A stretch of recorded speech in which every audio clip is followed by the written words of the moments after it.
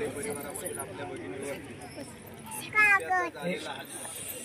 त्याच्यामध्ये तिचं झालेलं निधन या निमित्ताने सगळं गाव नव्हे तर हा परिसर भयभीत झालेला आहे। तिथला हा प्राणी एका रात्रीत आपल्या सर्वांना माहिती आहे, जुनी लोक देखील म्हणतात का 12 कोस वाघ एका रात्रीमध्ये त्या ठिकाणी आजूबाजूला आणि अशा परिस्थितीमध्ये आपल्या गावात काल ही दुर्दैवी घटना घडली। प्रथमतः त्या भगिनीला आपल्या सर्वांच्या वतीने भावना आदरांजली व्यक्त करतो। आज जशी घटना घडली तर यापूर्वी देखील अनेक घटना घडल्या। मला वाटतं की अजून 1 वर्ष देखील झाल्यानंतर तुझ्या नरवडीचं देखील अशाच प्रकारे तिचा अंत देखील झाला। त्यावेळी देखील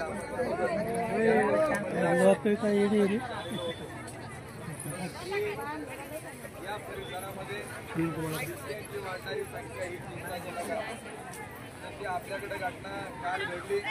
परवाच्या दिवशी आपण म्हणत असतो की बिबट्या हा दिवसांच्या क्षेत्रामुळे आपल्या परिसरात वाढलाय, परंतु कानूर नकाई सारख्या गावामध्ये देखील परवाच्या दिवशी ज्यावेळी हल्ला झाला त्यावेळी हा सगळा परिसर आता बिबट प्रवण क्षेत्राच्या अंडर आलेला आहे आणि तो कुठला भाग वगैरे काही पाहत नाही।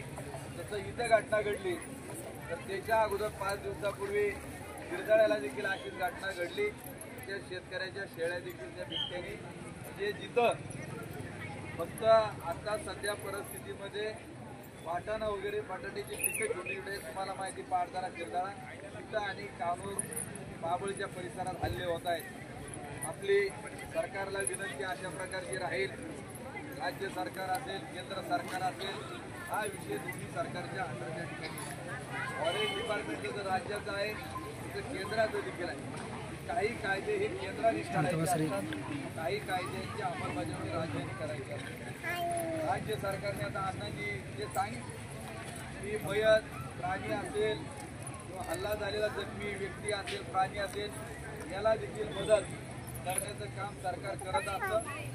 देशामध्ये हे करत असताना ज्यावेळी तुम्ही म्हणत असता की आम्हाला पिंजरा लावता येत नाही, हे कारण आम्हाला अजिबात पटत नाही।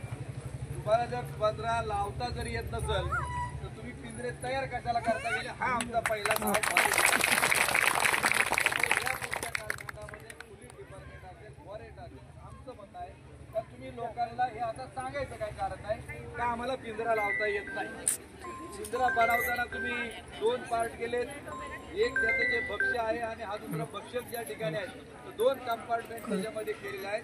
कोंबडी ठेवली तर कोंबडी देखील त्याच्या हाती लागली नाही पाहिजे, त्याच्याबरोबर शेळी असेल कुत्रा असेल त्याला काय त्या ठिकाणी लागलं पाहिजे, ते सावध म्हणून त्यांनी हल्ला करून ऑटोमॅटिक तो त्याच्यामध्ये अडकला पाहिजे। आता याचा अर्थ अण्णांनी सांगितला की यांचा खटका त्या ठिकाणी पडला नाही तर पहिली आमची विनंती त्या ठिकाणी राहील तर तुमचे जेवढे फॉरेस्ट डिपार्टमेंटच्या अधिकाऱ्यांना आमची सांग राहील जेवढे तुमचे आहेत त्याला जशी आपण मोटरसायकल सर्व्हिसिंग करतो तसं तुम्ही सगळेजण त्याचे सर्व्हिसिंग करून घ्या। नाही बिबट्या घुसला तर तुमचा माणूस एखादा आज 100% तो ऍक्टिव्ह आहे की नाही त्याची टेस्टिंग तुम्ही घेतली पाहिजे आणि मग तो नाही तर लाईट बोर्ड आहे असं करते का डीपी जळाली का डीपी पाठवून देतो आम्ही खुश होतो, डीपी आली आणि चालू करायला मोटर गेलं का डीपी बंद त्या ठिकाणी, तसं तुमचं देखील पिंजऱ्याच्या बाबत होऊ नये।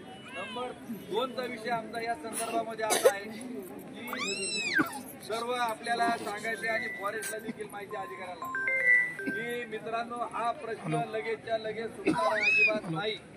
याचं कारण असं की आपल्या प्रत्येकाच्या घरात मांजर आहेत का नाही, मांजर आहेत का नाही आपल्याला माहिती का एका वेळी मांजरीला किती पिल्लं होतात। हॅलो वाघाची मावशी कोण मग अशा वेळी जर त्या वाघांना तर एका वेळी 3-3, 4-4 पिल्लं जर होत असतील तर तुम्हाला माहित नसेल अधिकाऱ्यांना देखील माहिती आहे या परिसरामध्ये राज्यामध्ये गावडे साहेब बिबट्यांची जी संख्या आहे ती जवळपास 700च्या दरम्यान गेलेली त्या ठिकाणी आहे, 700च्या दरम्यान त्या ठिकाणी गेलेली आहे। त्यामुळे आपण किती जरी म्हणत असो का बिबट्याच्या सोबत त्या ठिकाणी राहणं हे काही शक्य होणार नाही, तर याच्याकरता कायदे राज्याचे आणि केंद्राचे होणे गरजेचं आहे। आमचं पहिलं म्हणणं अशा प्रकारचं आहे की जिल्हा आपत्ती समिती असते जिल्हाधिकाऱ्यांच्या अंडर, त्याचप्रमाणे राज्याची आपत्ती व्यवस्थापन समिती आहे तर त्याच्यामधून निधी अरे बैस कायला जातो सारखा तू काय बाबा आता मधल्या काळामध्ये काही बिबटे हे गुजरातला त्या ठिकाणी पाठवण्यात आलेले आहेत. आता राज्यामध्ये एक ट्रेंड आहे, जे काय चांगलं असेल ते गुजरातला त्या ठिकाणी जातं. आमचं म्हणणं एवढंच आहे का जे 8 मधल्या काळामध्ये चिमटे प्रधानमंत्र्यांनी गुजरातमध्ये काही मोठ्या प्रमाणामध्ये तिथं एक फॉरेस्टमध्ये परदेशातल्या आफ्रिकेतले चिमटे विमानाने त्या ठिकाणी आणले आणि त्यांची व्यवस्था तिथं केली. आमचं डिपार्टमेंटला असं म्हणणं आहे का तुम्ही या महाराष्ट्रामधून तिथं आता गुजरातला व्यवस्था आहे, तशा कंपन्या तिकडे जातात, तसा तुम्ही प्रस्ताव तयार करा आणि इकडचे सगळे बिबटे तिकडच्या फॉरेस्टमध्ये नेण्याकरता प्रस्ताव त्या ठिकाणी देण्याचं काम करावं. नंबर पुढचा विषय असा आहे काहीच्या जो कायदा एक व्हायला पाहिजे की आपणा सर्वांना माहिती की खासदार डॉक्टर अमोल कोल्हे यांनी देखील संसदेमध्ये एक विषय मांडला का आपल्या या भागात बिबट्या प्रवण क्षेत्रामध्ये वाघांचं बिबट्यांचं प्रजनन जे आहे तो प्रजनन बंदीचा कायदा त्या ठिकाणी म्हणजे नसबंदी त्यांची करणं हे गरजेचं आहे आणि त्याच्यासाठी देखील केंद्र सरकारने याच्यामध्ये लक्ष घालून आपण सर्वांनी याबाबत पुन्हा एकदा एक नुसता आता हा गावापुरता विषय तर आपल्या ह्या 4-5 तालुक्यामध्ये एकदा जसं आपण शेतमालाच्या संदर्भात रास्ता रोको करतो, आंदोलन करतो, तसं बिबट्याच्या बाबत आपण पुढाकार घेऊन एक मोठं ह्या 4 तालुक्याचं मोठं आंदोलन आपल्याला करावं लागेल आणि बिबट्याची नसबंदी झालीच पाहिजे. हा कायदा केंद्राने करणं हे गरजेचं आहे.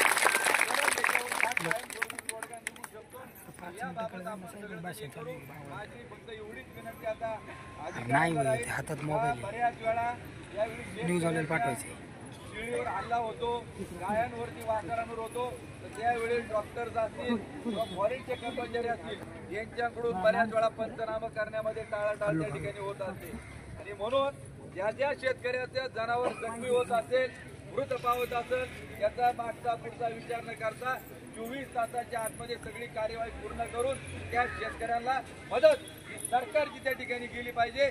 तुमच्या कोणाच्या खिशातली रक्कम जात नाही तर आमच्याच लोकांकडून घेतला जातेला टॅक्स ही मदत म्हणून त्या लोकांना मिळणं तातडीने गरज आहे याची देखील